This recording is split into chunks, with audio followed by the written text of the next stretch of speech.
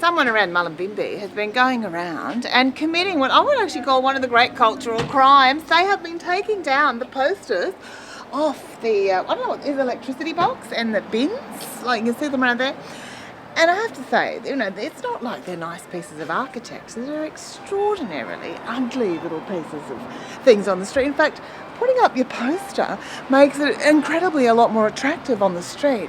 And I always thought that a town full of colour, like a little country town that you drive into and you look around the street and you see like this wash of posters offering things like, you know, sometimes it's chocolate yoga, I'll come and lop your trees, you know, chanting at St. Martin's, dog walking, dog washing, you know, chakra rebalancing, comedy, some musical act, someone with their little crystal bowls, someone that does massage, loving Lou, the tantric healing princess. I mean, all this thing actually screams of an amazing creative place. I mean, there's nowhere else in Australia, I reckon, you would have a country region like the Byron Shire where there is so much amazing stuff on offer. And there's this kind of guerrilla thing, sticking a poster up.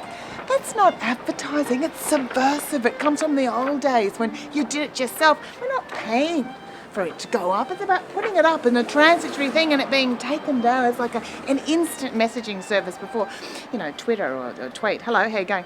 But, but you know, and that's why I have a real problem with the fact that people would actually take it down because they see it as something that is ugly and it's untidy and it doesn't, you know, beautify a town. Nothing beautifies a town more than culture, more than creativity, more than something actually happening.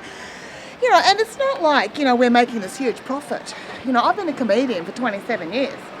And very often you're putting your own posters up. There's nothing more humiliating than having to go around putting a photograph of yourself up to get people to come to your work. Imagine if you had to advertise people to come to your work so you could get paid. Very often you'll go to work, you'll do a gig, and you'll end up with a debt.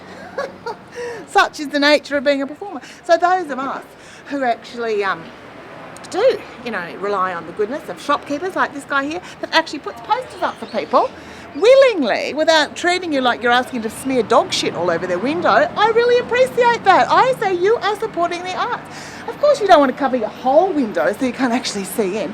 It is within reason and it is highly competitive to find a space, but going around and you know how much it costs to actually print up a poster, actually tearing them down. Little do-gooder going out there tearing it out. I think it is. It's just... it's outrageous. They need to be tracked down, they need to be found, and they need to be shamed. In the old days in Byron Bay, I used to be putting up posters for you. You can barely get a poster up in Byron anymore. There's a few people left.